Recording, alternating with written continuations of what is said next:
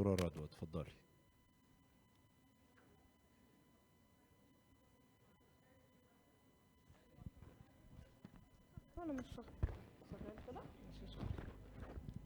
Good morning.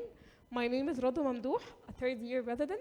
Today it's my pleasure to address to you the clinical anatomy of the external carotid artery, along with the important skull-base foramina from a neurointerventional point of view.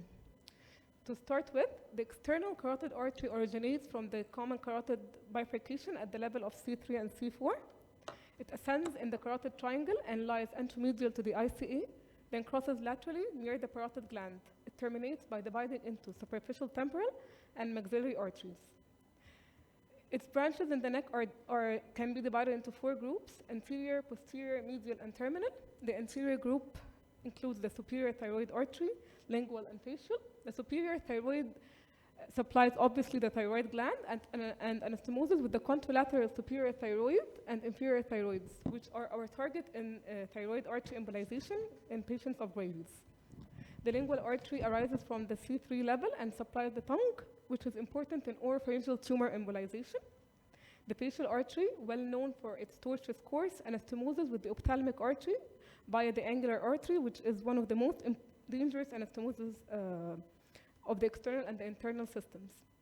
The posterior branches include the occipital artery, which arises from the facial, opposite to the facial artery, and anastomosis with the vertebral and deep cervical arteries. The posterior auricular artery, which is often used as a surgical landmark in parotid and temporal bone surgeries, and both these arteries,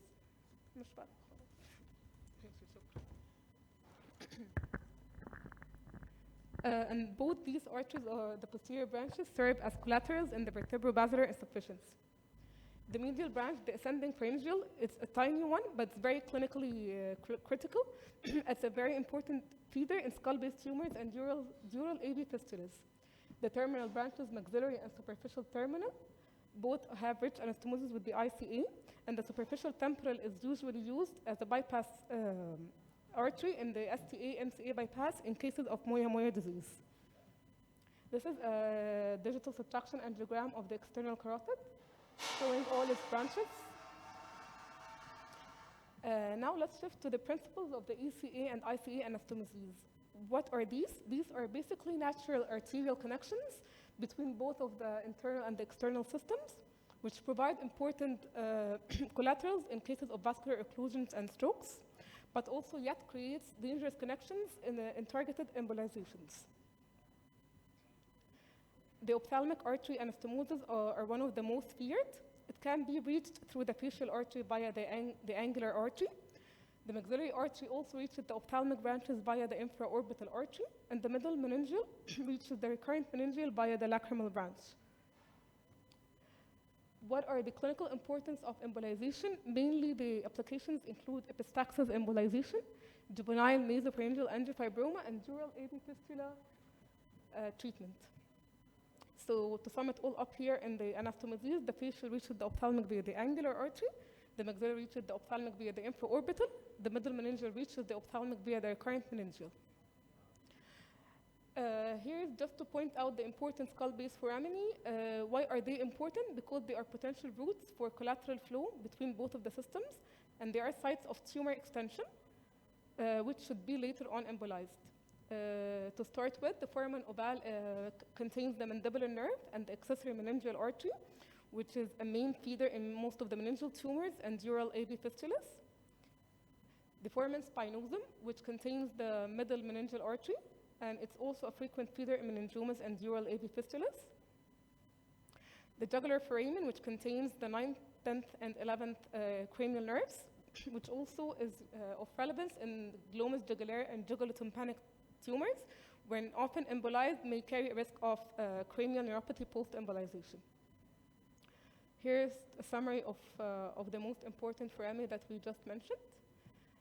Moving on to the importance of this is the main applications of this anatomy.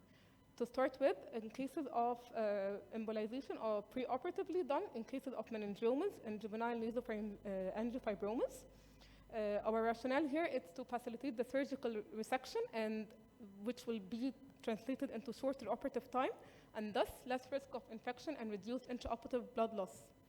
This can be achieved by using super selective catheterization of the feeding branches and using embolic agents as the PBA, onyx, coils, and histoacrylate.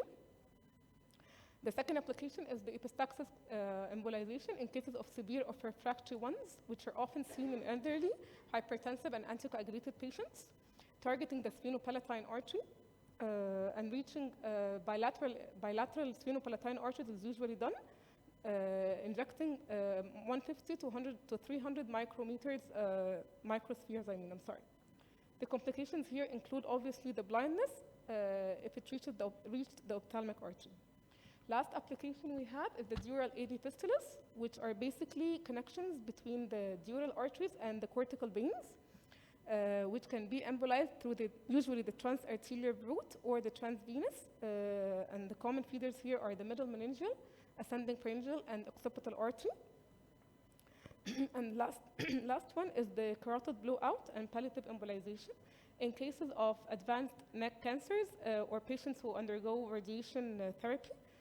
They can face life-threatening hemorrhages where the embolization is the main modality of treatment through parent vessel occlusion or covered stent grafts in selected patients.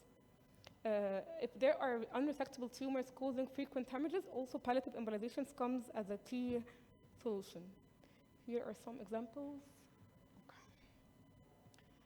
So to sum it all up, the major risks of external carotid artery embolization include the ophthalmic artery embolization resulting in blindness, the unintended intracranial embolization resulting in stroke, cranial nerve palsy post-embolization, soft tissue necrosis, allergic or toxic reactions to the contrast, and access site complications, which could all be tackled by following these simple, safe practice points.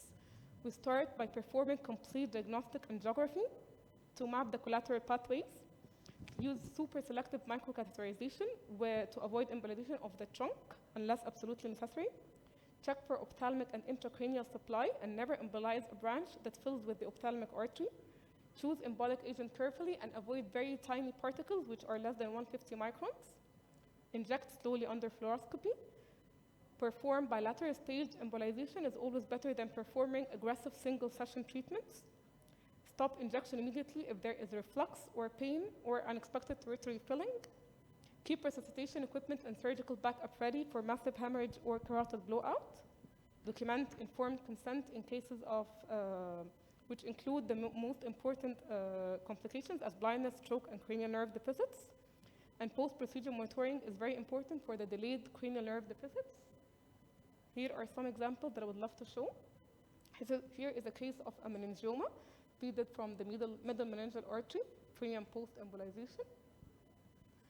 The second case is a juvenile nasopharyngeal angiofibroma supplied from the internal maxillary and ascending pharyngeal. Here is a pre and post-embolization of a sphenopalatine artery in case of refractory epistaxis, showing the reduced blush.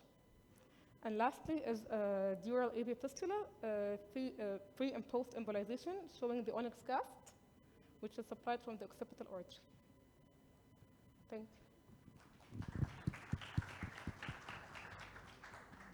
بنشكر رضوى جدا على التوبيك ده، والحقيقه التوبيك اللي قالته رضوى ده